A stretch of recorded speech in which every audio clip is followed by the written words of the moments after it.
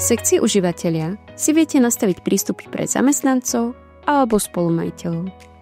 Najdôležitejšie je najskôr si premyslieť, akú rolu chcete užívateľovi priradiť a až potom ho vytvoriť.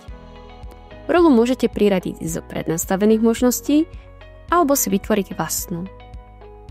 Ak vám prednastavená rola vyhovuje, ale len čiastočne, dá sa skopírovať a ďalej upraviť podľa potrieb. Napríklad pridať alebo odobrať konkrétne oprávnenia. Takto viete nastaviť, kto môže len markovať predaje, kto robí inventúry alebo kto má prístup aj do celkovej administrácie. Každý užívateľ má mať svoj vlastný prístup. Majiteľský účet by mal používať výlučne majiteľ a nemal by sa s nikým zdieľať.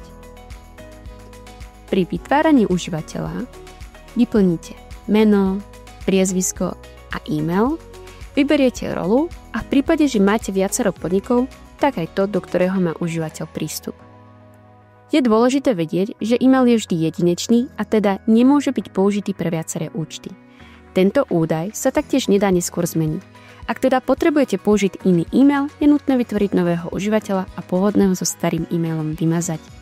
Po uložení sa užívateľovi automaticky odošle uvítací e-mail s odkazom na nastavenie hesla. Každý užívateľ si svoje heslo spravuje sám. Vďaka správnemu nastaveniu rolí budete mať prehľad, čo vaši kolegovia robia a zároveň bezpečne delegujete rutinnú prácu medzi zamestnancov.